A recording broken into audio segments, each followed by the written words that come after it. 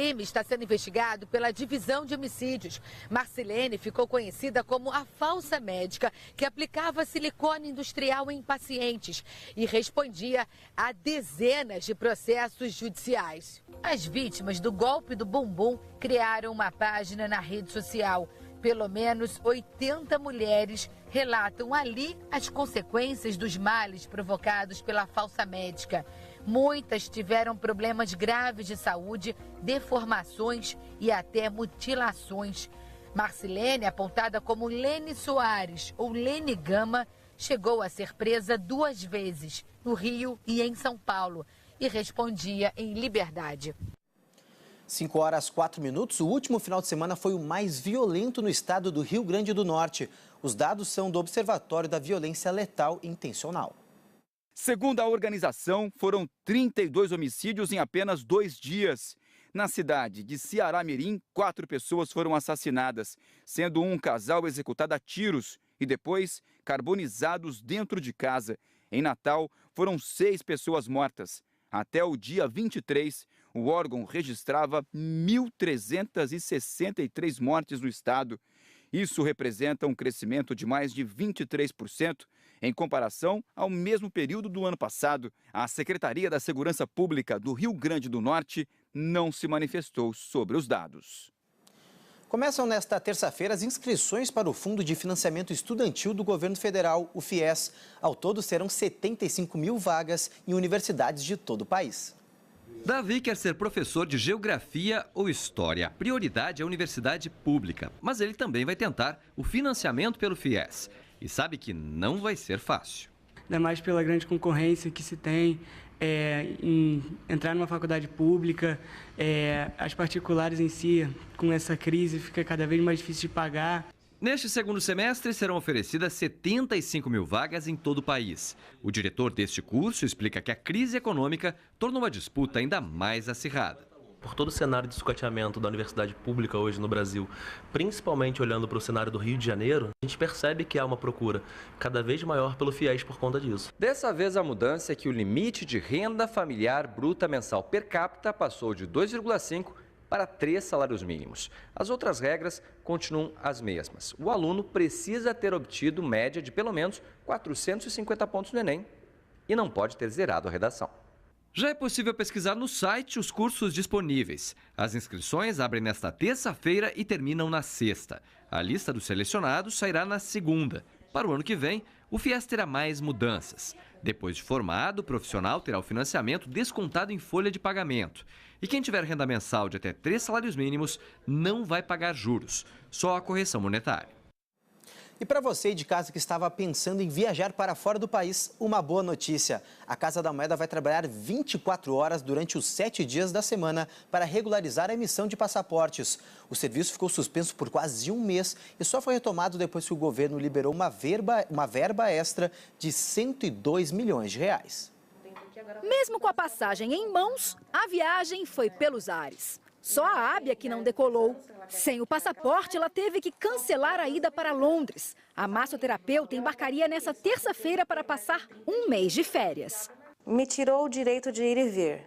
É como se você estivesse amarrado e você não pode fazer mais nada. Sai da sua mão. A Ábia agendou a renovação do documento 2 semanas antes da data em que os passaportes pararam de ser impressos. A Polícia Federal alegou falta de orçamento. O mais frustrante também é que a desculpa é que não tem verba.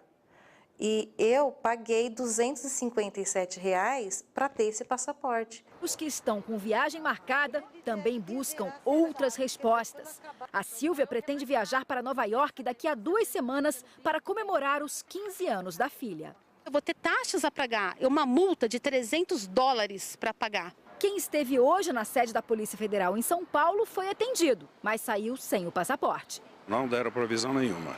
Em Brasília, também não há previsão de entrega do documento. Estou com passagem marcada, com o dia certo para voar e com essa incerteza, sem saber se eu vou conseguir o passaporte ou não para poder embarcar.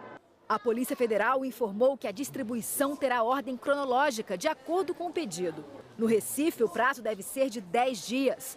O aviso será pelo e-mail cadastrado no dia da solicitação. Esse e-mail será repassado a data que esse passaporte foi confeccionado, se ele já está disponível, e vai ser dado até um prazo para elas virem pegar essa caderneta. O serviço ficou suspenso por quase um mês. Neste período, 175 mil passaportes deixaram de ser produzidos no país e, por enquanto, ainda não estão sendo entregues. A sede da Polícia Federal aqui em São Paulo costuma receber 1.000 passaportes por dia.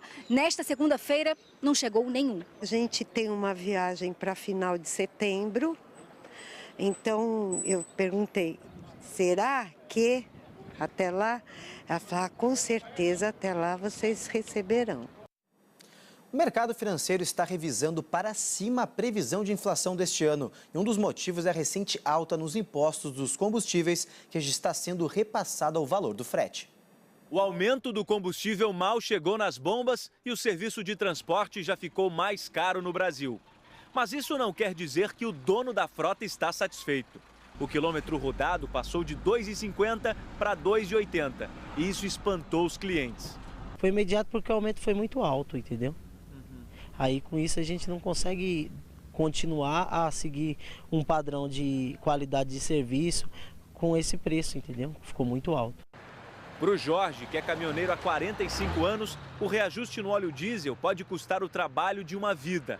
O caminhão, que o acompanha por quase 20 anos, vai mudar de dono. Tem que desfazer porque não consegue trabalhar mais. Do jeito que está, não consegue. O governo anunciou na semana passada novas alíquotas sobre os combustíveis. O imposto da gasolina subiu 41 centavos por litro, 20 centavos o etanol e 21 o diesel. A justificativa é que esse aumento irá gerar 10 bilhões de receitas para o governo federal até o final do ano. O setor de transporte prevê um aumento entre 2,5% e 4% no valor do frete rodoviário. Esta empresa de entregas expressas em Porto Alegre já calcula o impacto nos custos do serviço. Esse aumento de imposto ele foi abusivo mesmo e vai ser bem difícil a gente não repassar para o cliente final. Embora o aumento tenha impacto imediato no valor de alguns serviços, o reflexo real na economia vai levar pelo menos 2 semanas. É quando os produtos transportados por caminhões como estes que estão reabastecendo agora vão chegar mais caros para o consumidor. Após o aumento da alíquota, economistas do mercado financeiro elevaram a previsão para a inflação deste ano de 3,29% para 3,33%. O ministro do Planejamento, Diogo de Oliveira, disse que o aumento de impostos nos combustíveis poderá ser reavaliado em 2 meses. Só no ano passado, o Brasil registrou mais de 770 acidentes e 240 mortes em redes elétricas. A maioria dos casos aconteceu em construções e manutenções prediais. A cicatriz de Augusto César lembra que o acidente foi sério. A marca é consequência de um choque elétrico que sofreu enquanto trabalhava numa rede de alta tensão. Eu acordei todo entubado lá, e os médicos lá limpando a pele. Os amigos do eletricista não tiveram a mesma sorte. Esse mesmo poste lá, um está de cadeira de roda, um faleceu e eu estou aqui. Os números assustam. Nos últimos 8 anos, mais de 1.240 pessoas morreram eletrocutadas em todo o país. A maioria em construções e manutenções prediais. As ligações clandestinas vêm na sequência. Também houve mortes durante a instalação de antenas de TV, a poda de árvores e com pipas empinadas. As regiões Sudeste, Nordeste e Norte foram responsáveis por mais de 80% dos casos. São pessoas que não têm o treinamento adequado, não têm a capacitação adequada, então acabam morrendo por fazer um ato inseguro. A meta é zerar esses números. O desafio é grande. Ainda faltam conhecimento e informação sobre os perigos envolvendo o uso da energia elétrica. Com a migração do sistema de TV analógico para o digital, o grande temor é que aumentem os casos de choque durante a troca de antenas. Às vezes as pessoas se descuidam um pouco mais, né? Tocando de alguma forma com equipamentos, com materiais metálicos e vindo a sofrer os acidentes. Preocupam também as ligações clandestinas. Na região de Araçatuba, interior de São Paulo, houve nesta segunda-feira uma operação chamada Gato de Botas para combater o furto de energia. 34 pessoas foram presas e centenas de estabelecimentos comerciais foram autuados. Em Santa Catarina, o Centro de Referência no Tratamento de Pacientes com Câncer passa por dificuldades financeiras. Por falta de repasse do governo, alguns pacientes não estão recebendo medicamentos. Em agosto de 2015, Carla descobriu câncer no ovário. 2 meses depois, passou por uma cirurgia e fez a retirada total do sistema reprodutivo. Tu não espera. Embora já tivesse casos de câncer na família, não tinha essa expectativa de vir a desenvolver um câncer tão... naquele momento, daquela forma. Carla vem sendo acompanhada pelos médicos do CEPOM. Para evitar que o tumor volte, hoje ela faz uso diário do anastrozol. Cada caixa do medicamento com 30 comprimidos custa entre R$500 e R$900. Sem condições de comprar, ela recebe o remédio de graça. Na última semana, quando foi retirar, teve a surpresa. Me disseram, no primeiro momento, amanhã está aí. No segundo momento, eu não tenho previsão de quando chega. E aí, o que eu faço agora? A preocupação se estende à direção do CEPOM. Exatamente hoje nós temos 600 mulheres usando o anastrozol e não temos o medicamento. Já faz uma semana, não havia sido feito nenhum repasse para o pagamento desse laboratório exclusivamente, nós não podemos pagá-lo. Essas 600 mulheres, se permanecer por mais uma semana sem medicamento, realmente é um problema muito sério. O problema com repasses para o CEPOM já vem desde o final de 2016. Isso porque o governo do estado deve quase 10 milhões de reais para o CEPOM. Sem dinheiro, as dívidas com os fornecedores se acumulam e comprometem o atendimento da instituição. Esse acúmulo de parcelas em atraso faz com que o nosso fluxo de caixa fique comprometido e realmente os fornecedores não estejam quitados em dia, e isso nos restringe muito o abastecimento do CEPOM. Depois de cerca de 5 anos, a obra do Centro Cirúrgico e UTI do CEPOM está próxima de ser concluída. A previsão é de que comece a funcionar em novembro. A pergunta que fica é: como manter essa nova estrutura se hoje o CEPOM já passa por dificuldades financeiras? Não sei. Vai depender do governo do estado. O CEPOM sempre manteve aquilo a que se propôs. Hoje nós não estamos mais conseguindo. O CEPOM pede socorro. Professores de uma universidade estadual do Piauí não estão sacrificando animais para ensinar em sala de aula. A novidade é que os alunos são as próprias cobaias. A repórter Eli Lopes passou pela experiência. Veja só.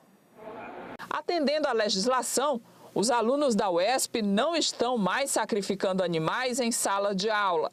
A instituição adquiriu um software desenvolvido na Austrália que possibilita aos alunos terem aulas práticas sem o procedimento antigo. Com esse software não existe mais isso. Os próprios alunos viram as cobaias das aulas e, através dos equipamentos, eles veem como funciona a sua própria fisiologia, a fisiologia do ser humano. Por exemplo, eles conectam esse equipamento aqui. Agora o Daniel vai estimular o meu dedo para que eu sinta um pequeno choque e saiba como o meu corpo reage. Pode começar, Daniel. Dá um choquinho e a partir daí o software emite ondas que mostram como reage o corpo do próprio aluno, e é um método, como vocês podem ver, não invasivo e mais ético. A instituição está inovando no método. O que acontece? Você observa que o músculo move-se involuntariamente. Esse músculo está conectado diretamente com o nervo que é estimulado aqui. Então, teoricamente, ele vai se contrair. Uma vez ele contraindo, ele manda o sinal para este receptor, que manda para o hardware do aparelho, e o aparelho transforma em gráfico. E após isso, o aluno vai analisar e ver o que está acontecendo. E ele pode ajustar da forma que ele quiser ou da forma que o professor quiser. E não tem, podemos dizer que não tem limites para o que vai acontecer durante a prática. A veterinária e integrante de ONG protetora de animais, Roseli Klein, comemora o avanço da tecnologia, que vai ajudar a formar profissionais mais sensíveis e respeitosos com a dor de outro ser vivo. Felizmente, a UESP tomou a frente aí de substituir os animais por softwares, e tem vários outros mecanismos, sem perda perda nenhuma de aprimoramento de conhecimento do acadêmico. O zoológico de Bauru, no interior de São Paulo, está em festa. Tudo por conta do nascimento de 2 filhotinhos super fofos de uma espécie em extinção. São esses lobos-guará. Fazia 12 anos que não nascia no zoológico um novo representante da espécie, símbolo do cerrado brasileiro. Eles nasceram no começo de julho e devem ficar em Bauru durante 1 ano. Depois vão ser encaminhados a outras instituições. A mamãe loba não sai de perto dos filhotes. Ela tem cerca de 4 anos e foi trazida do zoológico de Salvador. Por enquanto, a família está numa área longe dos olhares dos visitantes. Em viagem à China para tentar atrair investimentos de bancos e empresas, o prefeito de São Paulo, João Dória, criticou o aumento dos impostos sobre combustíveis e ainda garantiu que não vai subir o preço das passagens de ônibus na capital paulista neste ano. A reportagem é dos enviados especiais Simone Queiroz e Ailton Silva. A visita de João Dória à China antecede o lançamento do programa de privatização da prefeitura, que vai promover na Bolsa leilões para concessão à iniciativa privada de empresas e serviços municipais. O prefeito da capital paulista visitou 2 bancos com o objetivo de estimular o interesse de investidores chineses. Segundo o prefeito, estão no foco dos chineses a operação do bilhete único, a administração de terminais rodoviários e também o fundo imobiliário que Dória quer criar com o dinheiro proveniente da venda de propriedades do município. Há uma expectativa no seu todo de 5 a 7 bilhões de reais de arrecadação, que é quase aquilo que representa hoje o déficit no orçamento da prefeitura, que é de 7,5 bilhões. Mas o déficit da Prefeitura de São Paulo pode ficar ainda maior devido ao recente aumento de impostos determinado pelo governo federal. O prefeito de São Paulo, João Dória, em visita à China, se disse preocupado com a decisão do governo federal de aumentar impostos que incidem sobre os combustíveis por causa da consequência sobre o custo do transporte público, mas manteve a promessa de que não subirá o preço das passagens este ano. João Dória disse que a Frente Nacional de Prefeitos já pediu ao presidente Michel Temer que reveja parte da medida. Eu espero que o governo federal possa ter, e o próprio presidente, a sensibilidade de reavaliar e atender este pleito da Frente Nacional de Prefeitos para não incidir o aumento dos 2 impostos, revogar, na verdade, porque incidindo já está, que possa revogar sobre o diesel. Em São Paulo, mesmo que tenhamos que fazer um sacrifício maior do que já estamos fazendo, nós não vamos modificar a tarifa de ônibus até dezembro, que foi o nosso compromisso estabelecido em janeiro.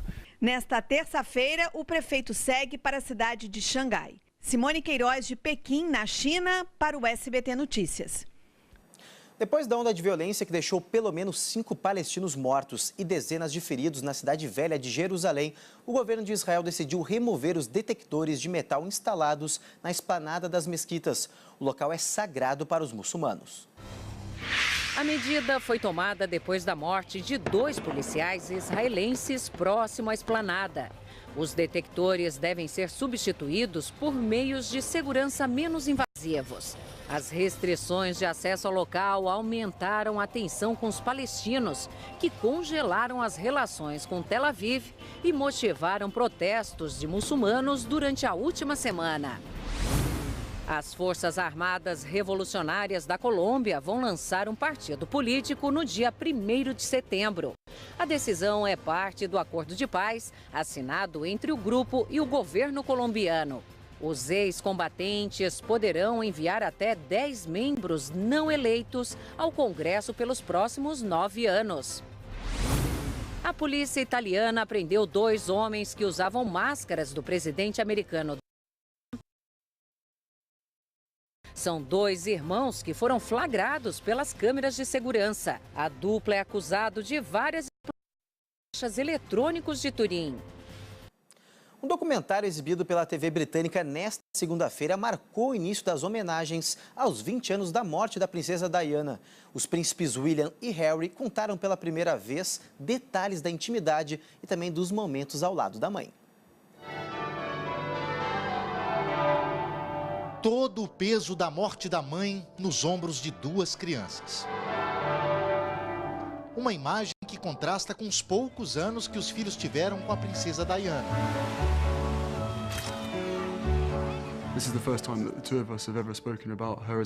É a primeira vez que falamos juntos sobre ela como mãe, diz o príncipe Harry. O príncipe William confirma que ela era informal e adorava se divertir. Além dos filhos, Elton John, amigo pessoal de Diana, exalta o apoio que a princesa de Gales deu a pacientes com AIDS, doença que despertava ainda mais preconceitos na década de 80. Foi dele a canção que marcou o funeral de Diana. Like a candle in the wind, never fading with the sunset when the rain set in. As próximas semanas serão de muitas lembranças sobre a integrante mais popular e polêmica da história recente da família real mais famosa do planeta. É que lá se vão quase 20 anos, desde o último grande trauma da realeza britânica. O acidente em Paris, no dia 31 de agosto de 97, aconteceu quando Diana e o então namorado fugiam de fotógrafos. Uma investigação revelou que o motorista do carro estava alcoolizado e perdeu o controle da direção. A princesa tinha saído de um divórcio conturbado depois que descobriu a traição do marido, o príncipe Charles, primeiro na linha de sucessão da rainha Elizabeth II. O que os filhos revelam agora são fotos da infância ao lado da mãe e detalhes de uma mulher da qual milhões têm saudades. Uma lenda que William e Harry chamam